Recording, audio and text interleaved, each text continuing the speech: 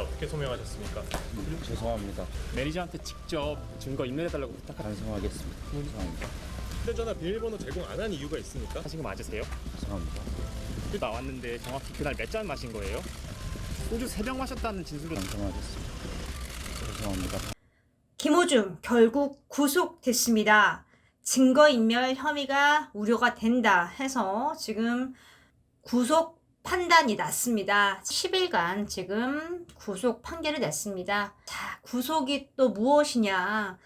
엄밀히 말하면 개인의 자유를 제한하는 상태라고 볼 수 있습니다. 한마디로 구속되었다는 것은요, 구치소나 유치장 또는 감옥에 있다고 생각을 하시면 됩니다.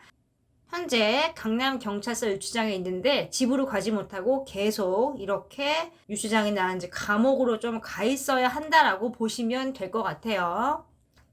사실 김호중이 지금 정관예우 변호사를 썼기 때문에 좀 쉽게 될 거라고 생각을 했을지 몰라요. 하지만 국민들이 지금 눈 부릅뜨고 지켜보고 있습니다. 정관예우 변호사는요, 승률이 굉장히 높습니다. 판사 같은 걸 이제 오래 하다가 나오면은요, 그 사람이 제일 처음 하는 사건은 그냥 무조건 승리할 수 있게끔, 이기게끔 밀어주는 이제 그런 대우를 이야기합니다.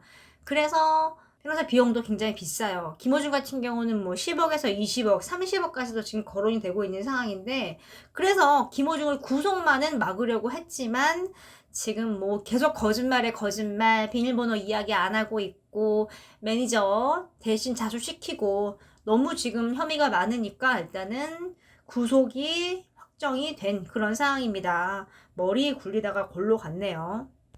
김호중이 성실하게 조사에 임하겠습니다 라고 말을 했는데, 오늘 이제 구속영장 심사될 때도 행방이 묘연했습니다. 출석 1시간 전에 왔고요. 또 예고가 되지 않은 다른 문으로 돌발적으로 입장을 했습니다. 그래서 영상을 보면은요, 김호중이 들어올 때 기자와 이제 카메라맨들이 막 이렇게 허겁지겁 하면서 뛰는 모습이 좀 보이거든요. 이제 그게 김호중이 동문으로 들어와서 놀래가지고 그런 행동을 한 것입니다. 김호중의 이 행동은 언론을 최대한 피하기 위해서 한 것으로 볼 수가 있죠. 그리고 이제 이번에 여론을 굉장히 의식한 것으로 보입니다. 의상 같은 경우도 정말 뭐 루이비통, 몽클레어 등등 명품으로 휘 감고 등장을 했는데, 이번에는 깔끔한 정장을 입고 등장을 했죠. 그리고 지난번에는 웃기도 하고 좀 입꼬리가 올라가 있고 여유가 보였는데, 이번에는 연신 고개를 숙이고 죄송합니다, 조사에 성실히 임하겠습니다 라고 말을 했어요. 이렇게 한다고 해서 형량이 줄어들진 않지만 연예인인 만큼 여론을 의식을 한 거로 보입니다. 그러니까 한마디로 김호중은 앞으로도 방송 활동을 할 것이다, 가수 활동을 할 것이다, 뭐 이런 의지로도 볼 수가 있겠죠.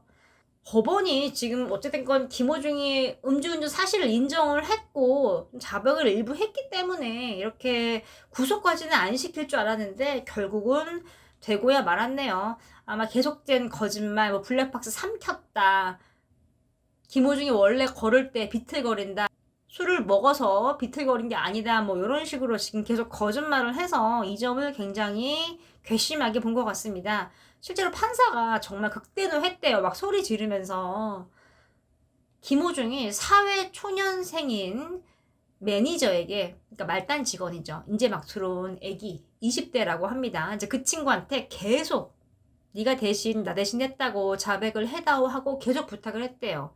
나중에는 이제 매니저가 너무 무서워요 하면서 거절을 좀 했다고 합니다.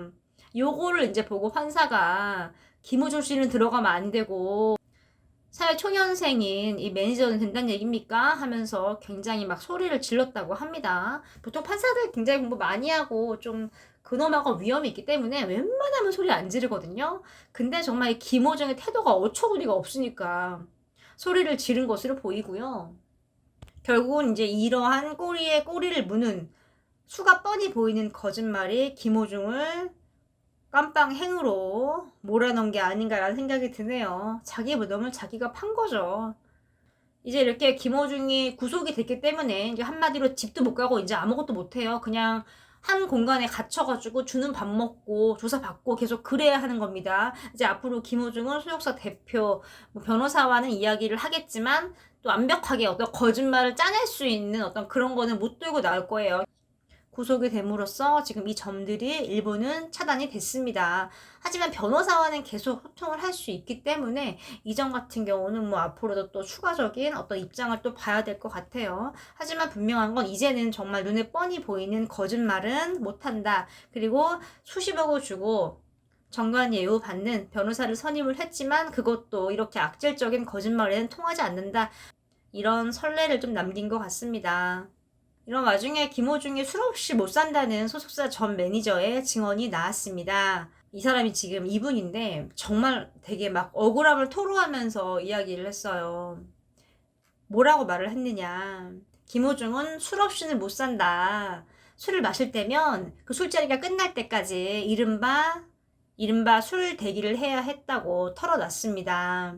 얼굴이 알려져 있다 보니까 대외적으로 이제 모습을 보이지 않기 위해서 대리 기사를 따로 부르는 게 아니라 그냥 매니저들을 시키는 거예요. 김호중이 술을 마시는 동안 밖에서 대기하는 거죠. 굉장히 불필요한 시간으로도 보여지는 상황인데 소속사 측에서 이게 이제 업무의 하나이고 부탁이든 강요든 술 대기를 시켰다고 합니다. 김호중이 스케줄을 마치면은요, 번화가에 하차하는 일이 굉장히 많았대요. 그리고 술을 굉장히 자주 먹었다고 말을 했고요. 스케줄 마치고 항상 가는 곳이 술자리였다고 합니다. 집으로 가는 날이 얼마 되지 않았대요. 그리고 김호중이 술을 마시면 조금 과격해지는 경향이 있었다고 이야기했습니다. 술을 마시고 나오면 비틀거릴 거 아니에요. 그럼 그거 다 매니저가 차에 이렇게 모신 다음에 집으로 데려가야겠죠. 그 과정 속에서 조금 과격한 행동이 나왔고 뭐 2차를 가자 3차를 가자 뭐 요런 말도 있었다고 합니다. 지금이 무슨 80년대도 아니고 술 대기라뇨. 김호중이 지금 그날만 해도요 술을 4시부터 먹었잖아요. 스크린 골프장부터 먹었는데 템프로를 나온 게 거의 12시 넘어서잖아요. 그쵸? 그러면 김호중이 거의 8시간 동안 술을 먹은 건데 매니저가 계속 이렇게 대기를 했다는 거예요. 결국 이제 이렇게 그만둔 매니저들이 이 술 대기 때문에 좀 많이 그만뒀다고 합니다. 정말 사람은 바뀌지 않는 것일까요? 지금 현재 김호중은 유치장에 들어가 있고요. 10일 동안은 구속이 되어 있을 예정입니다. 앞으로 추가적인 사항이 들어오면 또 전달을 해드리겠습니다.